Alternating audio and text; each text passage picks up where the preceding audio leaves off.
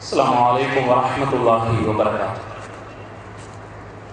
الحمد لله رب العالمين، نحمده ونستعينه ونؤمن به ونتوكل عليه ونعوذ بالله من شرور أنفسنا ومن سيئات أعمالنا، من يهده الله فلا مضل له ومن يضلل فلا هادي له، ونشهد أن لا إله إلا الله وحده لا شريك له، ونشهد أن محمدا عبده ورسوله أرسله بالهدى ودين الحق ليظهره على الدين كله ولو كره المشركون. اللهم صل على محمد وعلى آل محمد كما صليت على إبراهيم وعلى آل إبراهيم، وبارك على محمد وعلى آل محمد كما باركت على إبراهيم وعلى آل إبراهيم في العالمين إنك حميد مجيد. أما بعد، فإن خير الحديث كتاب الله، وخير الهدي هدي محمد صلى الله عليه وسلم، وشر الأمور محدثاتها وكل بدعة ضلالة. أيها الناس، أوصيكم وإياي أولا بتقوى الله. رب اشرح لي صدري ويسر لي أمري واحلل عقدة من لساني يفقهوا قولي. إن أريد إلا الإصلاح ما استطعت وما توفيقي إلا بالله، عليه توكلت وإليه أنيب. أعوذ بالله من الشيطان الرجيم. ومن يرغب عن ملة إبراهيم إلا من سفك نفسه ولقد اصطفيناه في الدنيا وإنه في الآخرة لمن الصالحين. صدق الله. الله أكبر الله أكبر الله أكبر، لا إله إلا الله والله أكبر، الله أكبر ولله الحمد.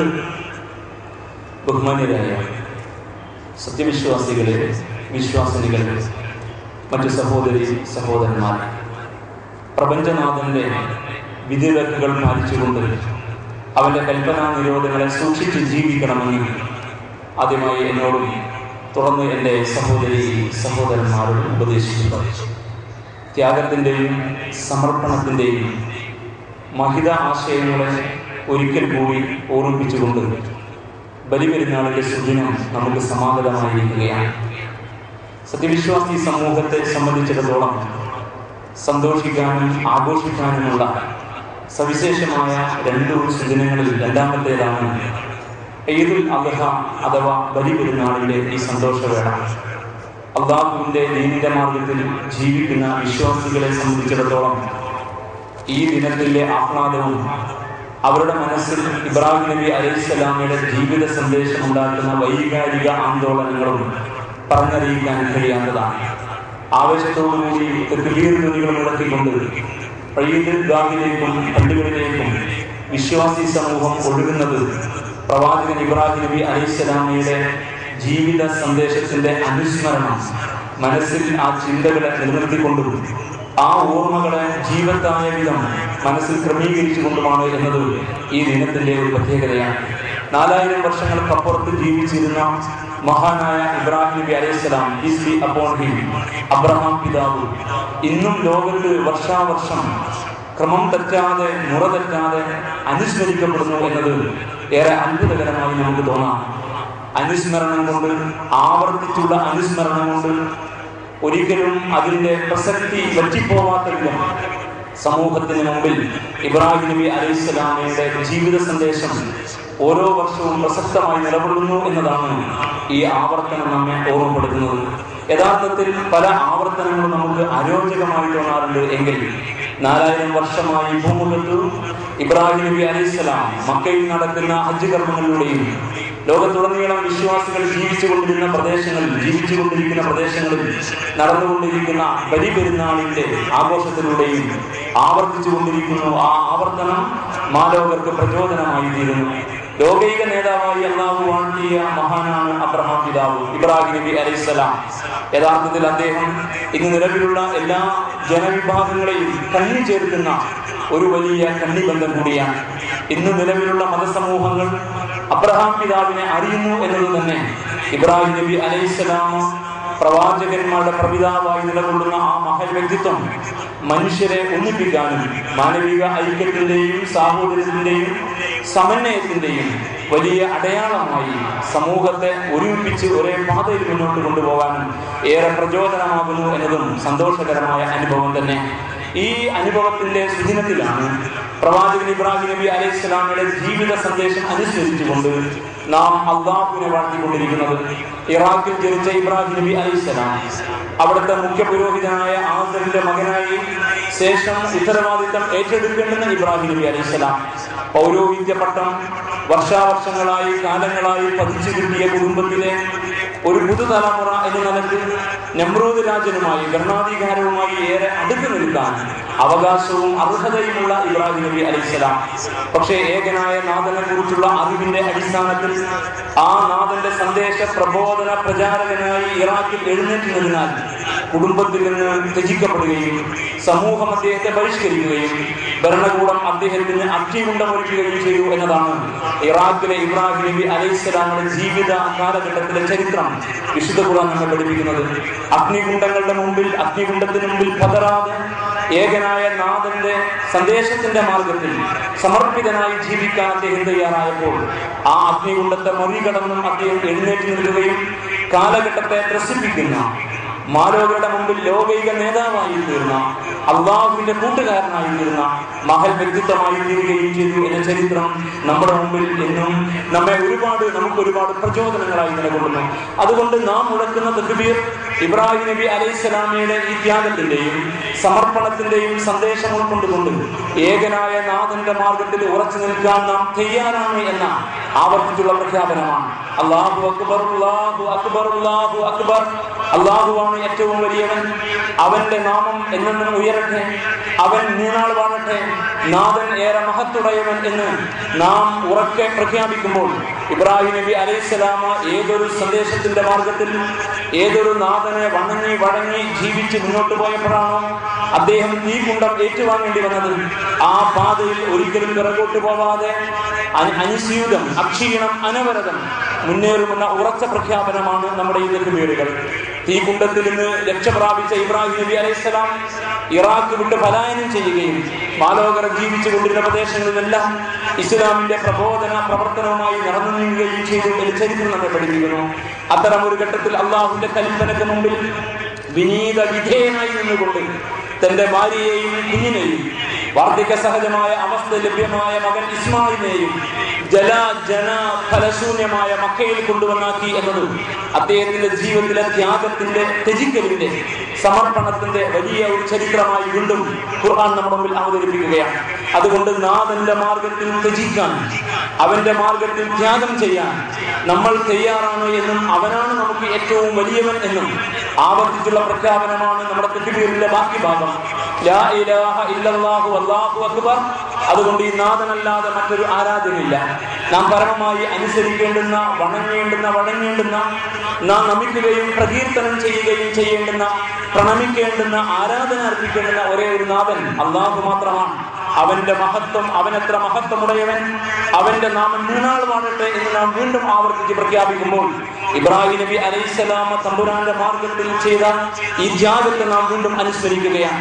ആ ഇബ്രാഹിം നബി അലൈഹിസ്സലാമ അള്ളാഹുവിന്റെ അപാരമായ അനുഗ്രഹത്താൽ ഈ കുഞ്ഞുമോൻ മകൻ ഇസ്മായിൽ നബി അലൈഹിസ്സലാം തന്റെ കൂടെ ഓടി നടന്ന് ജോലി ചെയ്യാൻ പ്രായമെത്തിയ ഘട്ടത്തിൽ, പക്വതയോട് അടുത്ത് നിൽക്കുന്ന ഘട്ടത്തിൽ ആ മകനെ അറുക്കാൻ, തന്റെ കരം കൊണ്ട് ബലിയർപ്പിക്കാൻ അള്ളാഹു കൽപ്പിച്ചപ്പോൾ ആ നാഥന്റെ കൽപ്പനയ്ക്ക് മുമ്പിൽ വിനീതനായി നിന്നുകൊണ്ട് അള്ളാഹുവിന്റെ മാർഗത്തിൽ അവൻ ആവശ്യപ്പെട്ടതെല്ലാം സമർപ്പിക്കലാണ് ഇസ്ലാം. ഇസ്ലാം കലവറയില്ലാത്ത സമർപ്പണമാണ്. ഇസ്ലാം കലവറയില്ലാത്ത സമർപ്പണമാണ് എന്ന് വീണ്ടും മാലോകരെ പഠിപ്പിച്ചുകൊണ്ട് തന്റെ മകനെ സ്വന്തം കരങ്ങളാൽ ബലിയറുക്കാൻ ഒരുങ്ങിയ ഇബ്രാഹിം നബി അലൈഹിസ്സലാമയുടെ ജീവിത സന്ദേശമാണ് വീണ്ടും നാം അനുസ്മരിക്കുന്നത്. അതുകൊണ്ട് കലവറയില്ലാത്ത സമർപ്പണമാണ് നാഥന്റെ മാർഗത്തിൽ നടക്കേണ്ടത് എന്നും ആ സമർപ്പണത്തിന്റെ പാതയിതാ ഞങ്ങൾ എന്നുമാണ് നമ്മുടെ തക്ബീറിന്റെ ബാക്കി ഭാഗം. അല്ലാഹു അക്ബർ വലില്ലാഹിൽ ഹംദ്. എല്ലാ സ്തുതിയും സർവ്വലോക രക്ഷിതാവായ അല്ലാഹുവിനും. അല്ലാഹുവാണ് ഏറ്റവും വലിയവൻ. ഞാനിതാ അവന്റെ മാർഗത്തിൽ സമർപ്പിതനായി മുന്നോട്ട് പോകാൻ തയ്യാറാണെന്ന ആവർത്തിച്ചുള്ള ഇബ്രാഹിം നബി അലൈഹിസ്സലാമയുടെ ജീവിത സന്ദേശത്തിന്റെ അനുസ്മരണത്തിന്റെ ബലത്തിൽ നാം നടത്തുന്ന പ്രഖ്യാപനമാണ് ഈ മൈതാനിൽ ഇതുവരെ മുഴങ്ങിയിരുന്ന തക്ബീർ ധ്വനികൾ എന്ന് വിനയപുരസ്സരം നാം അറിയണം. ഒരുപാട് പരീക്ഷണങ്ങളിലൂടെ അല്ലാഹു സുബ്ഹാനഹു വ തആല ഇബ്രാഹിം നബി അലൈഹിസ്സലാമയെ പരീക്ഷിച്ചപ്പോൾ ആ പരീക്ഷണങ്ങളെയെല്ലാം മറികടന്നുകൊണ്ട് ലോകോത്തര നേതാവായി വളരാൻ അല്ലാഹു അദ്ദേഹത്തിന് അവസരം നൽകുകയായിരുന്നു. വിശുദ്ധ ഖുർആൻ നമ്മെ ഓർമ്മപ്പെടുത്തുന്നു. അല്ലാഹു സുബ്ഹാനഹു വ തആല ഒരുപാട് പരീക്ഷണങ്ങൾ അദ്ദേഹത്തിന്റെ കാര്യത്തിൽ ഏർപ്പാട് ചെയ്തപ്പോൾ ആ പരീക്ഷണങ്ങളെയെല്ലാം അദ്ദേഹം പൂർവാധികം ഭംഗിയായി പൂർത്തീകരിച്ചപ്പോൾ അങ്ങയെ പ്രവാചകരെ, അങ്ങയെ നാം ലോകൈക നേതാവായി വാഴിക്കുന്നു എന്ന് അല്ലാഹു സുബ്ഹാനഹു വ തആല പ്രഖ്യാപിച്ചു. എന്നല്ല വത്തഹദല്ലാഹു ഇബ്രാഹിമ ഖലീല, ഇബ്രാഹിം നബി അലൈഹിസ്സലാമയെ അല്ലാഹു തന്റെ കൂട്ടുകാരനായി സ്വീകരിക്കുകയും ചെയ്തു. മനുഷ്യരിൽ വെച്ച് ഒരേ ഒരാളെ മാത്രമാണ് അല്ലാഹു തന്റെ കൂട്ടുകാരനായി സ്വീകരിച്ചത് എന്ന് ദൈവം തന്റെ സുഹൃത്തായി തന്റെ അടിയാറുകളിൽ ഒരാളെ അംഗീകരിക്കുക എന്നത് ഇബ്രാഹിം നബി അലൈഹിസ്സലാമക്ക് ലഭ്യമായ ഏറ്റവും വലിയ അംഗീകാരമാണ്. നമ്മുടെ സമരത്തിന്റെ മുഖം നിർണയിക്കുകയാണ് ഇബ്രാഹിം നബി അലൈഹിസ്സലാം. ആസറിനോടും നമ്രൂദിനോടും പൊരുതിയ ഇബ്രാഹിം നബി അലൈഹിസ്സലാമയുടെ ജീവിത ചരിത്രമാണല്ലോ നമ്മുടെ ഈ ദിനത്തിന്റെയും ഹജ്ജിന്റെയും മുഖ്യ പ്രതിപാദനം. ആസർ എന്ന് പറഞ്ഞാൽ ആത്മീയ ചൂഷണത്തിന്റെ നേതാവായി നിലകൊള്ളുന്ന, പൗരോഹിത്യ പട്ടം കൈവശം വെച്ച, ചോദ്യം ചെയ്യാൻ ആരുമില്ലാത്ത വിധം സമൂഹത്തിൽ അധീശത്വം സ്ഥാപിച്ച ആത്മീയ ചൂഷണത്തിന്റെ വക്താവായിരുന്നു എങ്കിൽ തിരിച്ച് ശബ്ദിക്കാൻ അർഹതയില്ലാത്ത വിധം ഭരണാധികാരിയുടെ മുമ്പിൽ പഞ്ചമുച്ചമടക്കി നിൽക്കാൻ വിധിക്കപ്പെട്ട അറിയപ്പെടുന്ന ഒരു നാഗരിക സമൂഹത്തിലെ മെസപ്പൊട്ടേമിയൻ സംസ്കാരത്തിലെ ആ പൗരന്മാരുടെ മുകളിൽ മുടിചൂടാമനായി വാഴുന്ന ഏക ചക്രവർത്തിയായ നമ്രൂദിനോടുള്ള പോരാട്ടം ഇബ്രാഹിം നബി അലൈഹിസ്സലാമയുടെ ജീവിതത്തിലെ ഈ സമർപ്പണത്തിന്റെ ത്യാഗത്തിന്റെ വഴിയായി നമ്മുടെ മുമ്പിൽ ചരിത്രം അടയാളപ്പെടുത്തുകയാണ്.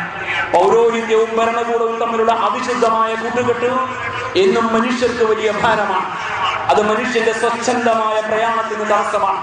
അത് മനുഷ്യ പ്രകൃതത്തിന് എതിരായ നിയമക്രമത്തിലൂടെയും അത് പ്രകൃതിക്ക് വിരുദ്ധമായ സമീപനക്രമത്തിലൂടെയുമാണ് എക്കാലത്തും ലോകത്ത് എഴുന്നേറ്റ് നിൽക്കുക. അതുകൊണ്ട് മതപൗരോഹിത്യത്തിന്റെ വക്താവായ ആസറും ഭരണകൂടത്തിന്റെ വക്താവായ നമ്രൂദും തമ്മിലുള്ള, മതവും ഭരണകൂടവും തമ്മിലുള്ള അവിശുദ്ധമായ കൂട്ടുകെട്ടിനെതിരെ ധീരോദാത്തമായ ചെറുത്തുനിൽപ്പിന്റെ പാതയിൽ തീകുണ്ടം ഏറ്റുവാങ്ങിയ മഹാപ്രവാചകനാണ് ഇബ്രാഹിം നബി അലൈഹിസ്സലാം. മനുഷ്യാവകാശത്തിന്റെ സംരക്ഷകനായി വിശ്വാസ സ്വാതന്ത്ര്യവും ജീവിക്കാനുള്ള അവകാശവും നാഥനുമായുള്ള ബന്ധവും മനുഷ്യരുമായുള്ള ബന്ധവും പ്രകൃതിയുമായുള്ള ബന്ധവും യഥാവിധം സമന്വയിപ്പിച്ചുകൊണ്ടുള്ള ശരിയായ ദൈവിക പാതയുടെ മുമ്പിൽ പൗരോഹിത്യത്തിന്റെയും ഭരണകൂടത്തിന്റെയും അവിശുദ്ധമായ കൂട്ടുകെട്ട് എന്നും വലിയ പ്രശ്നമാണ്. ഈ വസ്തുതയെ നമ്മുടെ മുമ്പിൽ പ്രശ്നവൽക്കരിക്കുകയാണ് ഇബ്രാഹിം നബി അലൈഹിസ്സലാം. അതുകൊണ്ട് വിനയപുരസ്സരം നമുക്ക് ഇങ്ങനെ മനസ്സിലാക്കാം. എക്കാലത്തും ജീവിച്ചുകൊണ്ടിരിക്കുന്ന വിശ്വാസി സമൂഹത്തിന്റെ സമരമുഖം നിർണയിക്കുകയാണ് ഇബ്രാഹിം നബി അലൈഹിസ്സലാം എന്ന് വിനയപുരസ്സരം നമ്മൾ അറിയണം. നാം ഈ മൈതാനത്തിൽ പെരുന്നാളിന്റെ ഭാഗമായി സംഗമിക്കുമ്പോൾ ഇന്നേ ദിനം മക്കയിൽ ഹജ്ജിന്റെ ഭാഗമായി ലക്ഷക്കണക്കിന് ഹാജിമാർ ഹജ്ജിൽ പങ്കെടുത്തുകൊണ്ടിരിക്കുന്ന സഹോദരി സഹോദരന്മാർ മിനയിൽ എത്തിയിരിക്കുകയാണ്. മിനയിൽ തുടങ്ങി അറഫ വഴി മുസ്ദലിഫയിൽ രാത്രി തങ്ങി ഇന്നവർ മിനയിൽ പ്രവേശിച്ചിരിക്കുകയാണ്. മിന എന്നതിന് അറബി ഭാഷയിൽ മുന എന്നാണ് അർത്ഥം. ത്യാഗത്തിന്റെ, പരിശ്രമത്തിന്റെ, പ്രയത്നത്തിന്റെ, അള്ളാഹുവിന്റെ മാർഗത്തിലെ ധർമ്മസമരത്തിന്റെ, ആഗ്രഹത്തിന്റെ, അങ്ങേ അറ്റത്തെ ത്യാഗത്തിന്റെ വിശാലമായ അർത്ഥതലങ്ങളെയാണ് മുന എന്ന അറബി പദം പ്രതീകവൽക്കരിക്കുന്നത്. നാഥന്റെ മാർഗത്തിൽ സമർപ്പിതരായി മുന്നോട്ട് നടക്കുന്ന മനുഷ്യനെ പിറകോട്ട് വലിക്കുന്ന രണ്ടു ശക്തികളെ തിരിച്ചറിഞ്ഞുകൊണ്ട് ഇന്നേ ദിനം ഹാജിമാർ മിനയിൽ ജംറത്തുൽ അഖബയിൽ കല്ലെറിയുകയും മൃഗബലി നടത്തുകയും ചെയ്യുന്നു. ഇന്നത്തെ പ്രധാനമായ ചടങ്ങ് അതാണ് എന്ന് ചരിത്രം നമ്മെ പഠിപ്പിക്കുന്നു. യഥാർത്ഥത്തിൽ ജംറയിൽ കല്ലെറിയുക എന്ന് പറഞ്ഞാൽ പിശാചിനോടുള്ള പോരാട്ടമാണ്. ബലി അറുക്കുക എന്നത് നമ്മുടെ സ്വാർത്ഥ താല്പര്യങ്ങളുടെ ബലിയാണ്. അപ്പോൾ മനുഷ്യന് അള്ളാഹുവിന്റെ മാർഗത്തിൽ അർപ്പിതരായി മാലോകരെ അംഗീകരിച്ചും ഉൾക്കൊണ്ടും മനുഷ്യത്വത്തെ മാനിച്ചും ഈ പ്രകൃതിയെ അമാനത്തായി സൂക്ഷിമുതലായി കണ്ടും ദൈവീക സരണിയിൽ സമർപ്പിതരായി ആ മാർഗത്തിൽ അള്ളാഹുവിന് വേണ്ടി നടത്തുന്ന ത്യാഗം മനുഷ്യർക്ക് വേണ്ടിയുള്ള ത്യാഗമാക്കി മാറ്റിക്കൊണ്ട് മുന്നേറാൻ എക്കാലത്തും തടസ്സം സൃഷ്ടിക്കുന്ന രണ്ട് ശക്തികളുണ്ട്. അതിലൊന്ന് നമ്മുടെ ഉള്ളിൽ കുടികൊള്ളുന്ന നമ്മുടെ സ്വാർത്ഥതയാണ്, നമ്മുടെ സ്വാർത്ഥ താല്പര്യങ്ങളാണ്. ആ താല്പര്യങ്ങളെ ബലിയെറുക്കാതെ, ആ താല്പര്യങ്ങളെ അറുത്ത് മുറിച്ചു മാറ്റാതെ ഒരാൾക്കും ലക്ഷണമൊത്ത മുസ്ലിമാകാൻ കഴിയില്ല. ഒരാൾക്കും ഇബ്രാഹിമിന്റെ പാതയിൽ അണിചേരാൻ കഴിയില്ല. രണ്ടാമതായി സകലവിധ പൈശാചികതയോടും പൊരുതിക്കൊണ്ട് മാത്രമേ നമുക്ക് നാഥന്റെ മാർഗത്തിൽ സമർപ്പിതനായി മുന്നോട്ട് പോകാൻ കഴിയൂ. അള്ളാഹുവിന്റെ വഴിയിൽ നിലകൊള്ളുന്നതിൽ നിന്ന് നമ്മെ എന്നും പിറകോട്ട് വലിക്കുന്നവൻ പിശാചാണ്, മനുഷ്യകുലത്തിന്റെ വർഗശത്രു. നമുക്ക് ഒരു ശത്രുവേ ഉള്ളൂ, നമുക്ക് ഒരേ ഒരു ശത്രുവേ ഉള്ളൂ, അത് ശൈത്താനാണെന്ന് വിശുദ്ധ ഖുർആൻ. ഇന്നഹു ലക്കും അദുവ്വു മുബീൻ, അവനാണ് നമ്മുടെ വർഗശത്രു. പക്ഷെ നാം യഥാർത്ഥ ശത്രുവിനെ മറന്നുപോയവരാണ്. ഇന്ന് നമ്മുടെ ശത്രു നമ്മുടെ സഹോദര സമുദായ അംഗങ്ങളാണെന്ന് നമ്മെ ആരോ തെറ്റിദ്ധരിപ്പിച്ചു കൊണ്ടിരിക്കുന്നു. ഇന്ന് നമ്മുടെ ശത്രു ഇന്ന ഇന്ന ആളുകളൊക്കെയാണെന്ന് ആരോ നമ്മോട് പറഞ്ഞുകൊണ്ടിരിക്കുന്നു.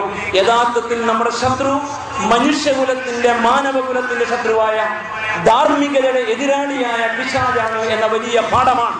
ജംറയിലെ കല്ലേറ്, ഹജ്ജിന്റെ ഭാഗമായി നടക്കുന്ന ജംറാത്തിലെ കല്ലെറിയുന്ന സ്ഥലങ്ങളിലെ കല്ലേറ് നമ്മെ യഥാർത്ഥത്തിൽ ബോധവൽക്കരിക്കുന്നത്. ഇബ്രാഹിം നബി അലൈഹിസ്സലാം തന്റെ മകനെ ബലിയെറുക്കാനുള്ള ആജ്ഞ ശിരസ വഹിച്ചുകൊണ്ട് ഒരു കയ്യിൽ കുഞ്ഞിനെയും പിടിച്ച് മറുകൈയിൽ കത്തിയും കയറുമായി പരിസ്ഥലത്തേക്ക് നടന്നപ്പോൾ ബലിയെറുക്കാൻ ഒരുങ്ങുന്ന ഇബ്രാഹിം നബി അലൈഹിസ്സലാമെ പിശാച് പിന്തിരിപ്പിക്കാൻ ശ്രമിച്ചു. ഇബ്രാഹിമി അങ്ങനെ ചെയ്യരുത്, നിനക്ക് വാർദ്ധക്യ സഹജമായ അവസ്ഥയിൽ കിട്ടിയ മകനാണ്, ഇനി നിനക്കൊരു മകനുണ്ടായിക്കൊള്ളണമെന്നില്ല. അതുകൊണ്ട് ഈ നാഥന്റെ കൽപ്പന പാലിച്ച് നീ വിഡ്ഢിത്തം ചെയ്യല്ല, ഒരിക്കലും ഇങ്ങനെ ഒരു ത്യാഗത്തിന് ഒരുങ്ങല്ല എന്ന് ഇബ്രാഹിം നബി അലൈഹിസ്സലാമയെ പിശാച് പിന്തിരിച്ചപ്പോൾ കല്ലുകൾ പെറുക്കി അദ്ദേഹം പിശാചിനെ എറിഞ്ഞ ആ ഏറിന്റെ പ്രതീകവൽക്കരണമാണ് ജംറയിലെ കല്ലേറ്. നാഥനുള്ള സമർപ്പണത്തിന്റെ മാർഗത്തിൽ മനുഷ്യനെ തടയുന്ന പിശാച്. ആ പിശാചിനോട് പൊരുതിയിട്ട് തന്റെ ഏറ്റവും വലിയ താല്പര്യം തന്റെ മകനാണ് എന്ന യാഥാർത്ഥ്യം ഇബ്രാഹിം നബിക്ക് അറിയാം. 90 വയസ്സും അതിലധികവും പ്രായമെത്തിയ ഘട്ടത്തിൽ അച്ചുനോറ്റ് കിട്ടിയ കുഞ്ഞിനെ ബലിയെറുക്കാൻ അദ്ദേഹം ഒരുങ്ങുന്നത് തന്റെ താല്പര്യം അള്ളാഹുവിനോടായിരിക്കണം, ഒന്നാമതും രണ്ടാമതും മൂന്നാമതും നാഥനോടായിരിക്കണം. അത് കഴിഞ്ഞ് ബാക്കി എനിക്ക് എന്റെ താല്പര്യങ്ങൾ ഉണ്ടാകാൻ പാടുള്ളൂ എന്ന തീരുമാനത്തിന്റെ അടിസ്ഥാനത്തിലാണ് പിശാചിനെ എറിഞ്ഞോടിച്ച് തന്റെ മകന്റെ കഴുത്തിൽ അദ്ദേഹം കത്തിവെച്ചത്. ഇസ്ലാമിൽ നരബലി ഇല്ല, ഇസ്ലാമിൽ മൃഗബലിയേ ഉള്ളൂ. അതുകൊണ്ട് അല്ലാഹു സുബ്ഹാനഹു വ തആല പറഞ്ഞു, ഇബ്രാഹിം ഇതൊരു പരീക്ഷണമാണ്, കുഞ്ഞിനെ നീ മോചിപ്പിക്കുക, ഈ ഉരുവിനെ ബലിയെറുക്കുക എന്ന് പറഞ്ഞുകൊണ്ട് ആ പരീക്ഷണത്തിലൂടെ വലിയ ഒരു പാഠം നമ്മെ പഠിപ്പിച്ചു. എങ്കിൽ പിശാചിനോട് പൊരുതിയും സ്വാർത്ഥതയെ വെടിഞ്ഞും മാത്രമേ നമുക്ക് ഇബ്രാഹിം നബി അലൈഹിസ്സലാമയുടെ മാർഗത്തെ സ്വീകരിക്കാൻ കഴിയൂ. ഈ തിരിച്ചറിവാണ് വിശ്വാസികളായ നമുക്കുണ്ടാവേണ്ടത്. ഈ തിരിച്ചറിവിന്റെ സമരമുഖമാണ് ഒരു ഭാഗത്ത് ആസർ, മറുഭാഗത്ത് നമ്രൂദ്. ആ സമരത്തിന്റെ വികസിത രൂപമാണ് കണ്ട പൈശാചിക വക്താക്കളായ ആത്മീയ ചൂഷണത്തിന്റെ വക്താക്കളോടും ഭരണകൂടത്തിൽ കയറിയിരുന്ന് അധികാരം വാണുകൊണ്ട് സകലവിധ തിന്മകളും തങ്ങളുടെ സ്വാർത്ഥ താല്പര്യങ്ങൾക്ക് വേണ്ടി അപങ്ങുരം അനുവദിച്ചു കൊടുത്തുകൊണ്ടിരിക്കുന്ന ഭരണകൂടത്തോടുള്ള പോരാട്ടവും. ഈ സമരമുഖത്തെ മനസ്സിലാക്കാൻ കഴിയാതെ പോയവർ ഇബ്രാഹിം നബി അലൈഹിസ്സലാമയെ അനുസ്മരിക്കുന്നതിൽ അർത്ഥമില്ല എന്ന് നാം മനസ്സിലാക്കണം. ഇന്നും ഈ സമരമുഖം ഏറെ സജീവമാണ്, ഇന്നും ഈ സമരമുഖം ഏറെ സജീവമാണ്. ഈ സമരമുഖത്ത് പ്രവേശിക്കുന്നവർക്ക് വേണ്ടി തീകുണ്ടവും തയ്യാർ. നമ്രൂദുമാർ, അഭിനവ നമ്രൂദുമാർ തീകുണ്ടം ഒരുക്കിയിരിക്കുന്നു. ചൂഷണത്തിന്റെ വക്താക്കളായ പുരോഹിത പരീക്ഷകൾ നമ്മുടെ മുമ്പിൽ തടസ്സങ്ങൾ സൃഷ്ടിക്കാൻ തയ്യാറാണ്. പക്ഷെ ഇബ്രാഹിമുമാർ എവിടെ എന്നതാണ് കാലഘട്ടത്തിന്റെ ചോദ്യം. നിങ്ങൾ അറിയണം, ശൈത്താൻ എന്ന് പറഞ്ഞാൽ പിശാച്, ശൈത്താനിയത്ത് എന്ന് പറഞ്ഞാൽ സകല അധർമ്മവും. അധർമ്മമാണ് ശൈത്താനിയത്ത്, പൈശാചികത എന്ന് തിരിച്ചറിയണം. ഈ തിരിച്ചറിവാണ് നമുക്കുണ്ടാവേണ്ടത്. മദ്യവും മയക്കുമരുന്നും വ്യഭിചാരവും അശ്ലീലവും ലൈംഗിക അരാജകത്വവും സാമ്പത്തിക ചൂഷണത്തിന്റെ വിവിധങ്ങളായ വഴികളും ഒരു ഭാഗത്ത് നമുക്കിടയിൽ നിന്ന് സാമൂഹ്യ ക്രമത്തെ കീഴ്മേൽ മരിച്ചുകൊണ്ടിരിക്കുന്നു, നമ്മുടെ ധാർമ്മികതയെ ചോദ്യം ചെയ്യുന്നു. അഴിമതിയും പൊതുമുതൽ തട്ടിയെടുക്കലും പ്രകൃതി വിഭവങ്ങളെ സ്വാർത്ഥ താല്പര്യത്തിന് വേണ്ടി വിച്ചഴിക്കലും ഈ അധാർമികതയുടെ ശൈത്താനീയത്തിന്റെ പ്രകടഭാവങ്ങളായി നമുക്കിടയിൽ നിന്ന് നാണമില്ലാത്ത വിധം അരഞ്ഞു തകർക്കുന്നു. ഈ പൈശാചികത വീട്ടകത്തേക്ക് കടന്നു വന്നപ്പോൾ വ്യക്തിയുടെ ധാർമ്മികത ഇന്ന് അന്യമായി പോകുന്നു. കുടുംബത്തിനകത്തെ സുരക്ഷിതത്വം പോലും നമുക്ക് ഭീഷണിയായി തീർന്നിരിക്കുന്നു. ലൈംഗിക അരാജകത്വത്തിന്റെ പുതിയ മേച്ചിൽപ്പുറങ്ങൾ സമൂഹത്തെ ആമൂലം ഗ്രസിച്ചിരിക്കുന്നു. പിതാവിന്റെ അടുക്കൽ മകളെ ഏൽപ്പിച്ചു പോകാൻ ധൈര്യമില്ലാത്ത ഉമ്മമാരും അമ്മമാരും ഈ സമൂഹത്തിന്റെ ധാർമ്മികതയെ ചോദ്യം ചെയ്യുന്ന ചോദ്യചിഹ്നങ്ങളായി മാറിയിരിക്കുകയാണ്. പഠിപ്പിച്ചുകൊണ്ടിരിക്കുന്ന കുട്ടികളുടെ കണ്ണിൽ കാമം കാണുന്ന അധ്യാപകരും പഠിപ്പിക്കുന്ന അധ്യാപികരുടെ സൗന്ദര്യം ആസ്വദിക്കാൻ ക്ലാസ്സിൽ കൃത്യമായി പങ്കെടുക്കുന്ന യുവതലമുറയും ഈ പുതിയ തലമുറയിൽ വലിയ ഭീഷണിയായി മാറിക്കഴിഞ്ഞിരിക്കുന്നു. അങ്ങനെ നിയമസഭക്കകത്തിരുന്ന് അശ്ലീലം കാണുന്ന സാമാജികർ ഈ സമൂഹത്തിന്റെ ദുരന്തമായി മാറിക്കഴിഞ്ഞിരിക്കുന്നു എങ്കിൽ താഴെ തട്ട് മുതൽ മുകളിലെ തട്ട് വരെ നീണ്ടുകിടക്കുന്ന ഈ ശൈത്താനിയത്തിനെ, അധാർമികതയെ നോക്കി നിൽക്കാൻ ഇബ്രാഹിമിന്റെ മാർഗത്തെ പിൻപറ്റിയ ഒരാൾക്കും സാധ്യമല്ല. ഇബ്രാഹിമിന്റെ പാതയെ, ഈ സമരത്തിന്റെ മുഖത്തെ അവഗണിച്ചവൻ വിധിയാണ്. അള്ളാഹു അദ്ദേഹത്തെ ഇഹലോകത്തെ സവിശേഷമായി തെരഞ്ഞെടുത്തിരിക്കുന്നു. നാളെ പരലോകത്ത് അദ്ദേഹം സജ്ജനങ്ങളിൽപ്പെട്ടവനാണ്. അതുകൊണ്ട് ഇബ്രാഹിം നബി അലൈഹിസ്സലാമയുടെ ഈ സമരപാതയെ യഥാവിധി ഉൾക്കൊണ്ടുകൊണ്ട് മുന്നേറാൻ വിശ്വാസികൾക്ക് സാധിക്കണമെന്നാണ്. ആവർത്തനം കൊണ്ട് മടുപ്പ് വരാതിരിക്കുമാറ് 4000 വർഷമായി ഭൂമുഖത്ത് നിർണിതമായി ഹജ്ജ് കർമ്മത്തിലൂടെയും പെരുന്നാൾ ആഘോഷത്തിലൂടെയും ആവർത്തിച്ചു കൊണ്ടിരിക്കുന്ന ഇബ്രാഹിം നബി അലൈഹിസ്സലാമയുടെ ജീവിത ചരിത്രം നമ്മോട് ആഹ്വാനം ചെയ്യുന്നത്. ഭരണകൂടവും ഭരണകൂടത്തിന്റെ വക്താക്കളും അധർമ്മത്തിന്റെ കാവലാളുകളായി മാറുന്ന കാലഘട്ടത്തിൽ നിശബ്ദരായിരിക്കാൻ നമുക്ക് അവകാശമില്ല എന്ന് ഇബ്രാഹിം നബി അലൈഹിസ്സലാം നമ്മോട് പറഞ്ഞുകൊണ്ടിരിക്കുകയാണ്.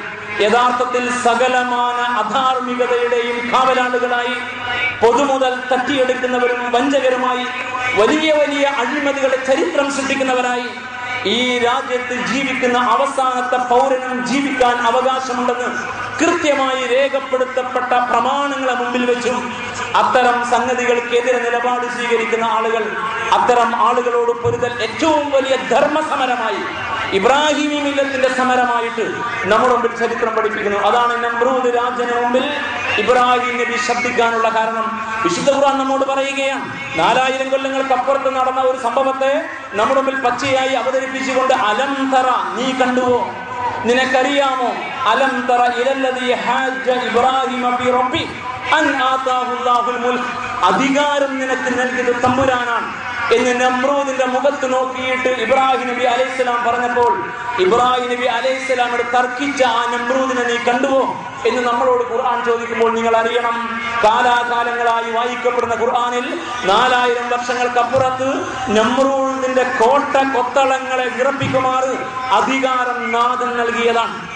അത് ജനങ്ങൾക്ക് സേവനത്തിന് വേണ്ടിയുള്ളതാണ്. അത് ധർമ്മ സംഹിതകളെ നിലനിർത്താനുള്ളതാണ്. നിന്റെ തന്നിഷ്ടം പ്രവർത്തിക്കാനോ, നിനക്ക് സ്വന്തമായി മുതൽ കൂട്ടാനോ, നീ സർവാധികാരിക്കാരനായി വാഴാനോ അല്ല എന്ന് ശക്തിയുക്തം തുറന്നു പറഞ്ഞ ഒരു മഹാപ്രവാചകനെ ഇബ്രാഹിം ഖുർആൻ അവതരിപ്പിക്കുമ്പോൾ ആ മില്ലത്ത് ഇബ്രാഹിമിന്റെ പാതയിൽ നിന്നുകൊണ്ട് റസൂലുള്ളാഹി സ്വല്ലല്ലാഹു അലൈഹി വസല്ലം പറയുന്നു, അഫ്ദലുൽ ജിഹാദി കലിമത്തു ഹഖ്ഖിൻ ഇൻദ സുൽത്താനിൻ ജാഇർ, ഏറ്റവും വലിയ ധർമ്മസമരം ധിക്കാരിയായ ഭരണാധികാരികളുടെ മുഖത്ത് നോക്കി സത്യം വിളിച്ചു പറയലാണ്. ഏറ്റവും വലിയ ധർമ്മസമരം ധിക്കാരികളായ ഭരണകൂടത്തിന് മുമ്പിൽ ഏനക്കേട് സൃഷ്ടിക്കലാണ് എന്ന് വളരെ കൃത്യമായി പ്രവാചകൻ തിരുനബി സല്ലല്ലാഹു അലൈഹി വസല്ലം രക്തസാക്ഷികളെ പരിചയപ്പെടുത്തുന്നു ഇസ്ലാം. ഏറ്റവും വലിയ രക്തസാക്ഷി ആരെന്ന ചോദ്യത്തിന് ചരിത്രം നൽകിയ മറുപടി സയ്യിദ് ശുഹദാ, രക്തസാക്ഷികളുടെ സയ്യിദ് ഹംസ റളിയല്ലാഹു തആല അൻഹു ആണ് എന്നാണ്. ഉഹുദിന്റെ രണാങ്കണത്തിൽ രക്തസാക്ഷിയായ ഹംസ റളിയല്ലാഹു തആല അൻഹുവിനെ മുമ്പിൽ വെച്ചുകൊണ്ട് റസൂലുള്ളാഹി സ്വല്ലല്ലാഹു അലൈഹി വസല്ലം പറയുന്നു, കഫൻ പുടവ അണിയിക്കാൻ കഴിയാത്ത വിധം ശരീരം കഷ്ണം കഷ്ണം തുണ്ടം തുണ്ടമായി 100-ലധികം കഷ്ണമായി വെട്ടി നുറുക്കപ്പെട്ട ഹംസ റളിയല്ലാഹു തആല അൻഹുവിനെ ഉഹുദിന്റെ രണാങ്കണത്തിൽ കഫൻ ചെയ്തില്ല. അദ്ദേഹത്തിന്റെ മാംസ കഷ്ണങ്ങൾ, ശരീര കഷ്ണങ്ങൾ പക്ഷികൾ കഴിക്കട്ടെ, അങ്ങനെ പക്ഷികളുടെ വയറ്റിൽ നിന്ന് നാളെ ഹംസ റളിയല്ലാഹു അൻഹു പരലോകത്ത് ഒരുമിച്ച് കൂട്ടപ്പെടട്ടെ എന്ന് റസൂലുള്ളാഹി സ്വല്ലല്ലാഹു അലൈഹി വസല്ലം പറഞ്ഞു. എങ്കിൽ ഏറ്റവും വലിയ രക്തസാക്ഷിയായ ഹംസ റളിയല്ലാഹു തആല അൻഹുവിനെ വെച്ചിട്ട് രണ്ടാമൻ ആരെന്ന് പഠിപ്പിക്കുന്ന ഹദീസ് തിരുവചനം വളരെ പ്രസക്തമാണ്. റസൂലുള്ളാഹി പറഞ്ഞു, ഖൈറു ശുഹദാഹി ഹംസത്തു ബിൻ അബ്ദുൽ മുത്തലിബ്, രക്തസാക്ഷികളിൽ ഏറ്റവും മുകളിൽ നിൽക്കുന്നത്, ഏറ്റവും ഉത്തമൻ അബ്ദുൽ മുത്തലിബിന്റെ മകൻ ഹംസ റളിയല്ലാഹു തആല അൻഹു ആണ്. സുമ്മ റജുലുൻ, പിന്നീട് രണ്ടാമൻ ഇനി പറയാൻ പോകുന്ന ആളാണ്. അവിടെ പേര് കുറിച്ചില്ല. എക്കാലത്തും ഇങ്ങനത്തെ രക്തസാക്ഷികൾ ഉണ്ടാവട്ടെ എന്ന് ഇസ്ലാം വെച്ചു. സുമ്മ റജുലുൻ, പിന്നീട് ഒരാൾ, ഖാമ ഇലാ ഇമാമിൻ, ഭരിച്ചുകൊണ്ടിരിക്കുന്ന ഭരണാധികാരിയുടെ ഭരണകൂടത്തിന്റെ മുമ്പിൽ അദ്ദേഹം എഴുന്നേറ്റ് നിന്നു. അള്ളാഹുവിനെ മുൻനിർത്തി ആ ഭരണാധികാരിയുടെ ഭരണകൂടത്തിന്റെ ചെയ്തികളെ അദ്ദേഹം ശക്തമായി വിലയിരുത്തി. അമറഹു, അദ്ദേഹത്തോട് കൽപ്പിച്ചു, വനഹാഹു, അദ്ദേഹത്തോട് വിരോധിച്ചു. നീ ഇങ്ങനെ ചെയ്യല്ല, ഇങ്ങനെയേ ചെയ്യാവൂ. ഇങ്ങനെ ചെയ്താൽ ഈ നാട് നശിക്കും, മനുഷ്യത്വം നശിക്കും, ധർമ്മം നശിക്കും, സമൂഹം നശിക്കും. ധർമ്മം നശിക്കുന്നിടത്ത് മനുഷ്യകുലമാണ് നശിക്കുക, ധർമ്മം ക്ഷയിക്കുന്നിടത്ത് മനുഷ്യത്വം തകരും എന്ന് വളരെ കൃത്യമായിട്ട് അദ്ദേഹം ആ ഭരണാധികാരിയോട് പറഞ്ഞു. പക്ഷേ ഭരണാധികാരി സഹിച്ചില്ല. നമ്രൂദിനെ പോലെ തീക്കുണ്ടമൊരുക്കാൻ തയ്യാറായി. അതിന്റെ പേരിൽ ഈ വ്യക്തിയെ ആ ഭരണാധികാരി കൊന്നുകളഞ്ഞു. ഭരണകൂടത്തിന്റെ ചെയ്തികളെ വിമർശിച്ചതിന്റെ പേരിൽ, അധർമ്മത്തിന്റെ വഴിയെ സഞ്ചരിക്കുന്ന ഭരണ നിയമ സംഹിതകളെ എതിർത്തതിന്റെ പേരിൽ യഥാർത്ഥത്തിൽ വധിക്കപ്പെടുന്നവനാരോ അവരാണ് ഹംസ റളിയല്ലാഹു തആല അൻഹുവിന് ശേഷം രക്തസാക്ഷിത്വം നേടിയവരിൽ ഉത്തമൻ എന്ന് കാലാകാലങ്ങളായി നടക്കേണ്ടുന്ന, നിരന്തരം തുടരേണ്ടുന്ന ഭരണകൂടത്തിന്റെ അന്യായങ്ങൾക്ക് നേരെ ശബ്ദിക്കാൻ പ്രചോദനമായി കൊണ്ട് റസൂലുള്ളാഹി സ്വല്ലല്ലാഹു അലൈഹി വസല്ലമ ഇങ്ങനെ ഒരു യാഥാർത്ഥ്യം നമ്മെ പഠിപ്പിച്ചു എങ്കിൽ നമ്മൾ അറിയണം, അധികാരത്തിലേറി കഴിഞ്ഞാൽ മനുഷ്യകുലത്തെയും നമ്മുടെ നിലനിൽപ്പിന്റെ അടിസ്ഥാന ആധാരങ്ങളെയും തകർക്കാൻ ശ്രമിക്കുന്നവരോട് നിശബ്ദരായിരിക്കാൻ ഇബ്രാഹിമി മില്ലത്തിൽ കണ്ണി ചേർക്കപ്പെട്ടവർക്ക് അർഹതയില്ല. വിശുദ്ധ ഖുർആൻ പറയുന്നു, വൈദാ തവല്ലാ സഅ ഫിൽ അർളി യുഫ്സിദ ഫീഹാ, അധികാരത്തിൽ അവരേറിയാൽ ഭൂമിയിൽ കുഴപ്പമുണ്ടാക്കാനാണ് ശ്രമിക്കുക. വയുഹ്ലികൽ ഹർസ, മനുഷ്യന്റെ നിലനിൽപ്പിന്റെ അടിസ്ഥാന ആധാരമാകുന്ന കൃഷിയെ അവർ തകർത്ത് കളയും. വന്നസ്ല, മനുഷ്യകുലത്തെ തന്നെയും അവർ തകർക്കും. തലമുറകളെ അശ്ലീല, അനാശാസ്യ, അധാർമിക വഴിയിലൂടെ അപങ്കുരം തുടരാൻ അവർ അനുവദിക്കും. അതോടുകൂടി തലമുറയിൽ നിന്ന് നശിക്കും. മണ്ണും നശിക്കുക, മനുഷ്യനും നശിക്കുക എന്നത് കാലഘട്ടത്തിന്റെ വലിയ ദുരന്തമാണ്. മണ്ണും മനുഷ്യനും സുരക്ഷിതരായിരിക്കുന്നിടത്ത് മാത്രമേ ഇസ്ലാം നിലനിൽക്കൂ എന്നതും അവിടെ മാത്രമേ ധർമ്മം പുലരൂ എന്നും, അതുകൊണ്ട് മണ്ണിനെയും മനുഷ്യനെയും ജീവത്തായി നിലനിർത്താൻ ഇബ്രാഹിം നബി അലൈഹിസ്സലാമയുടെ പാതയിൽ അണിനിർന്ന വിശ്വാസികൾക്ക് അർഹതയുണ്ടെന്നും അതവരുടെ ജന്മാവകാശമാണ് എന്നും അവർ സമരരംഗത്തുണ്ടാകണമെന്നും വളരെ കൃത്യമായി ഖുർആൻ പഠിപ്പിക്കുന്നു. വല്ലാഹു ലാ യുഹിബ്ബുൽ ഫസാദ്, ഇത്തരം നാശം അല്ലാഹു ഒരിക്കലും ഇഷ്ടപ്പെടുകയേയില്ല. കാരണം ഇത്തരം കുഴപ്പങ്ങൾ കൊലപാതകത്തേക്കാൾ ഭീകരമായിട്ടാണ് ഇസ്ലാം കാണുന്നത്. അൽ ഫിത്നതു അശദ്ദു മിനൽ ഖത്ൽ, നാശം, ഭൂമിയിൽ നാശമുണ്ടാവുക, മനുഷ്യകുലം നശിക്കാൻ കാരണമാകുന്ന ചെയ്തികൾ ഉണ്ടായി വരിക എന്നത് കൊലപാതകത്തേക്കാൾ വലിയ ദുരന്തമാണ് എന്ന് വളരെ കൃത്യമായി ഇസ്ലാം നമ്മെ പഠിപ്പിക്കുന്നു. ഇത്തരത്തിൽ വികസനത്തിന്റെ വഴിയെ മുന്നോട്ട് പോകുന്ന ആളുകളുടെ മുമ്പിൽ ഖുർആൻ ഉന്നയിക്കുന്ന ഒരു ചോദ്യമുണ്ട്. നിങ്ങളുടെ വികസന മോഹങ്ങൾ ഒരിക്കലും മനുഷ്യനെതിരാവാൻ പാടില്ല, പ്രകൃതിക്കെതിരാകാൻ പാടില്ല, മനുഷ്യകുലത്തെ നശിപ്പിക്കുന്ന പ്രവണതകളിലേക്ക് അത് എത്തിപ്പെടാൻ പാടില്ല. വൈദാ ഖീല ലഹും ലാ തുഫ്സിദൂ ഫിൽ അർള്, നിങ്ങൾ ഭൂമിയിൽ നാശമാണ് ഉണ്ടാക്കിക്കൊണ്ടിരിക്കുന്നത്, അതുകൊണ്ട് നിങ്ങൾ ഭൂമിയിൽ നാശം ഉണ്ടാക്കരുത് എന്നവരോട് പറഞ്ഞാൽ ഖാലു, അവർ പറയും, ഇന്നമാ നഹ്നു മുസ്ലിഹൂൻ, ഞങ്ങൾ ഇവിടെ വികസനത്തിന്റെ വഴിയിലൂടെ ഇതിനെ സംസ്കരിച്ച് വികസിപ്പിച്ചു കൊണ്ടിരിക്കുകയാണ് എന്ന്. അലാ ഇന്നഹും ഹുമുൽ മുഫ്സിദൂൻ, അവരുടേത് വികസനമല്ല, അവർ ഈ സമൂഹത്തെ, നാടിനെ വികസിപ്പിക്കുകയുമല്ല. അലാ ഇന്നഹും ഹുമുൽ മുഫ്സിദൂൻ, അവരാണ് ഏറ്റവും വലിയ നാശകാരികൾ എന്ന് വളരെ കൃത്യമായി ഖുർആൻ ഉദ്ധരിക്കുന്നു. എങ്കിൽ നമ്മൾ അറിയണം, ഇത് കേവലം നമ്മുടെ ആത്മീയ സുഖത്തിനായി ആചരിക്കുന്ന ഒരു ദർശനമല്ല ഇസ്ലാമിൻ്റെത്. മനുഷ്യന് വേണ്ടി രംഗത്ത് വന്ന മതമാണ്. മനുഷ്യനെയും പ്രകൃതിയെയും സുരക്ഷിതമാക്കി നിർത്തൽ ഇബ്രാഹിമി മില്ലത്തിന്റെ സമരമുഖമാണ്. അതുകൊണ്ടാണ് ആസറിനോട് പൊരുതിയത്. മനുഷ്യ വിരുദ്ധമായ സംഹിതകൾക്ക് ഓശാന പാടുന്ന ചൂഷണത്തിന്റെ ആത്മീയതയുടെ വക്താവായിരുന്നു ആസർ. ഇന്നും അങ്ങനെയാണ് മതത്തിന്റെ വക്താക്കൾ. അവർ ഭരണകൂടത്തിന് ഏനക്കേട് സൃഷ്ടിക്കാതെ ആത്മീയ ആചാരങ്ങളുമായിട്ടാണ് കടന്നു പോവുക.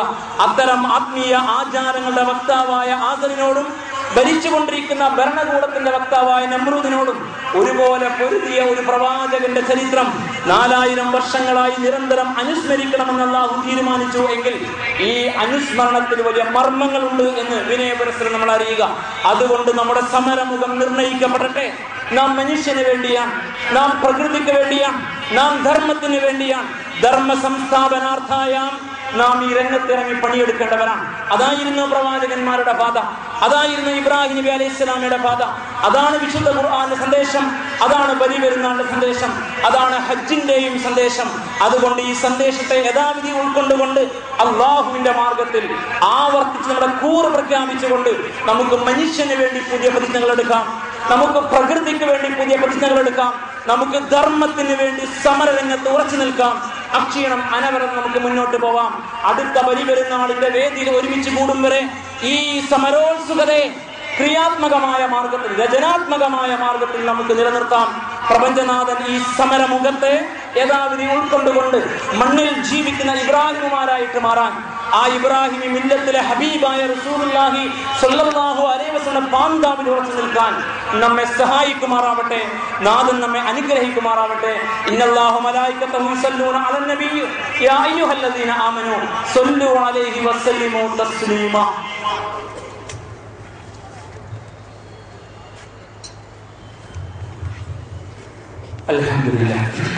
അൽഹംദുലില്ലാഹി റബ്ബിൽ ആലമീൻ.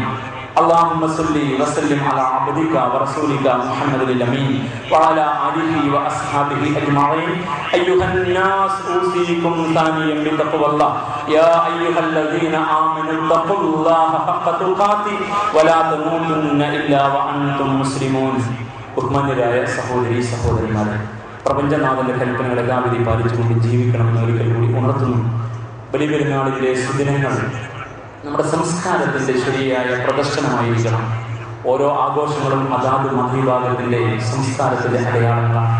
ഇസ്ലാമിന്റെ ആത്മീയതക്കും അതിന്റെ ചൈതന്യത്തിനും നിരക്കാത്ത ഒരു പ്രവർത്തനവും ഈ പെരുന്നാൾ ആഘോഷത്തിൽ നമ്മുടെ ഭാഗത്തു നിന്നുണ്ടാകാൻ പാടില്ല. നമ്മുടെ കൂടെ ജീവിക്കുന്ന സഹോദര സമുദായ അംഗങ്ങളെ നമ്മുടെ ആഘോഷങ്ങളിൽ പങ്കാളികളാക്കണം. അവരുമായി വിഭവങ്ങൾ പങ്കുവെക്കുകയും അവരുമായി സൗഹൃദം പുതുക്കുകയും നാമും അവരും ഇബ്രാഹിമിന്റെ പാതയിൽ, അബ്രഹാം പിതാവിന്റെ പാതയിൽ ഒന്നാണെന്ന് അവരെ ബോധ്യപ്പെടുത്തുകയും ചെയ്യണം.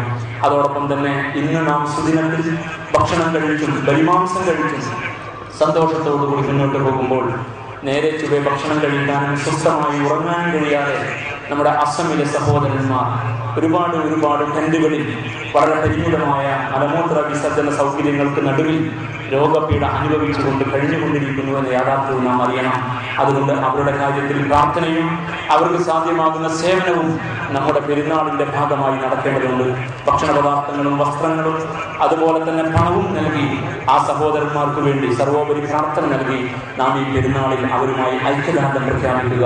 അല്ലാഹു സുബ്ഹാനഹു വ തആല ഈ പെരുന്നാൾ ദിനത്തിൽ വീട്ടിൽ പെരുന്നാൾ ആഘോഷിക്കാൻ കഴിയാതെ മുസൽമാന്മാരായി പോയി എന്ന ഒറ്റ കാരണത്താൽ ജയിലറകളിൽ തടവിൽ പാർപ്പിക്കപ്പെട്ട ഒരുപാട് ചെറുപ്പക്കാർ, സഹോദരന്മാർ ഉൾപ്പെടെയുള്ളവർ, അവർക്ക് വേണ്ടിയും നാം ആവേശപൂർവ്വം പ്രാർത്ഥിക്കുക.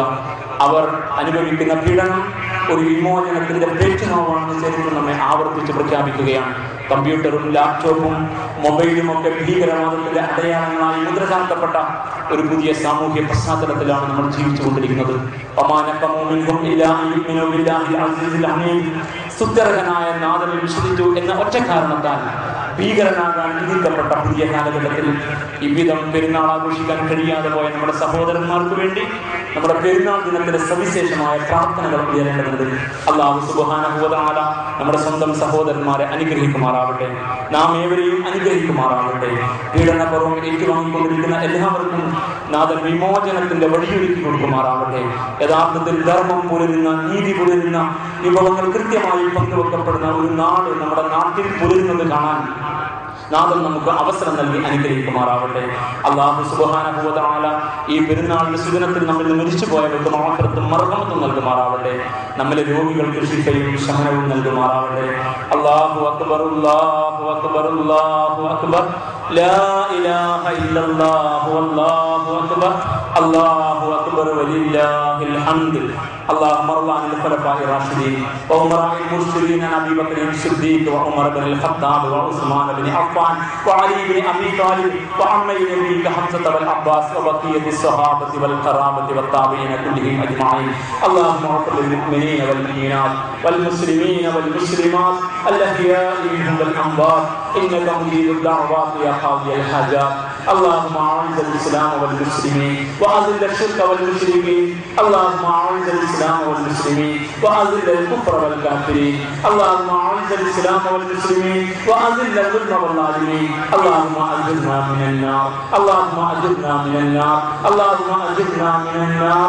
ربنا اغفر لنا ولاخواننا الذين سبقونا بالايمان ولا تجعل في قلوبنا غلا للذين امنوا ربنا انك رؤوف رحيم. ربنا تقبل منا انك انت السميع العليم وتب علينا إنك أنت التواب الرحيم واغفر لنا يا غافر المذنبين وارحمنا بأنواع رحمتك يا أرحم الراحمين صلى الله وسلم على سيدنا محمد وآله وصحبه أجمعين والحمد لله رب العالمين آمين برحمتك يا رب.